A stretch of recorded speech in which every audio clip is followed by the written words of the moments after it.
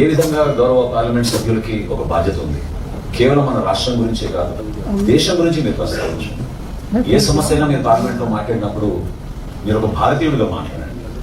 Talk about what you can do for the nation అనే విషయం ఆయన చాలా స్పష్టంగా చెప్పడం జరిగింది. ఈరోజు 4 విషయాలపైన మా సభ్యులందరూ కూడా చర్చించారు. అది ముఖ్యంగా మొదటిది వికసిత్ భారత్ 2047. ఏ విధంగా గౌరవ ప్రధానమంత్రి నరేంద్ర మోడీ గారి నాయకత్వంలో ఈ కార్యక్రమాన్ని అద్భుతంగా 12 సంవత్సరాల నుంచి అహర్నిశలు కృషి చేసి ఆయన ముందుకు తీసుకొచ్చారు. దానిపైన లోతుగా చర్చించాం. అనేక ప్రాంతాల నుంచి వచ్చిన సభ్యులు, కేరళ నుంచి, తమిళనాడు నుంచి, కర్ణాటక నుంచి, ఆంధ్రప్రదేశ్ నుంచి, తెలంగాణ నుంచి అందరూ కూడా దాంట్లో పాల్గొని వారి అభిప్రాయాలు, సూచనలు చేయడం జరిగింది.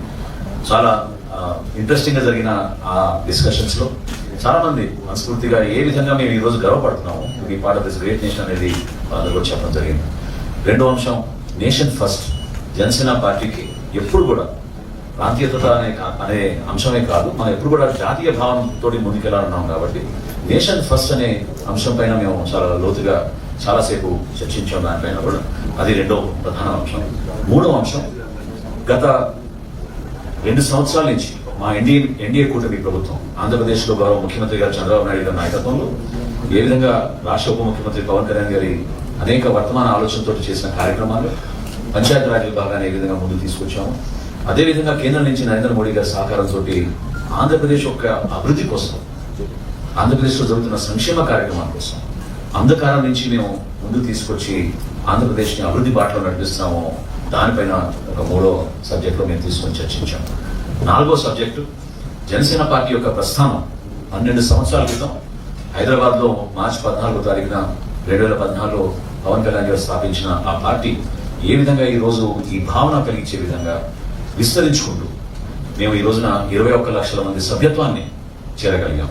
అందులో భాగంగా ఈ 6 రాష్ట్రాల నుంచి ఉన్న గౌరవ సభ్యులు వారి సాక్రిఫైస్, వాళ్ళు చేసిన కృషి పార్టీని ఏ విధంగా విజయవంతం చేసుకుంటూ దూరం తీసుకొచ్చాము.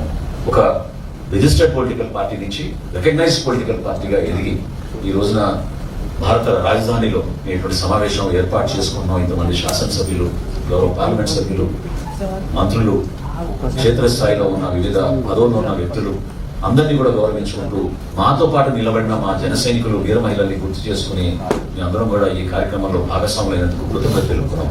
ఇంకొక ప్రధానమైన అంశం, పోస్ట్ లంచ్ టేకప్ చేద్దామని డిసైడ్ చేసాం. అది జెన్ జీ గురించి, యువత గురించి, వారి కంట్రిబ్యూషన్ ఏ విధంగా ఉండాలి రాజకీయాల్లోకి, ఏ విధంగా జనసేన పార్టీ ఒక అద్భుతమైన వేదికగా తయారై వారికి అవకాశం కల్పించబోతున్నాం రాబోయే రోజుల్లో అనే దానిపైన పోస్ట్ లంచ్ దాని గురించి కూడా చర్చించబోతున్నాం.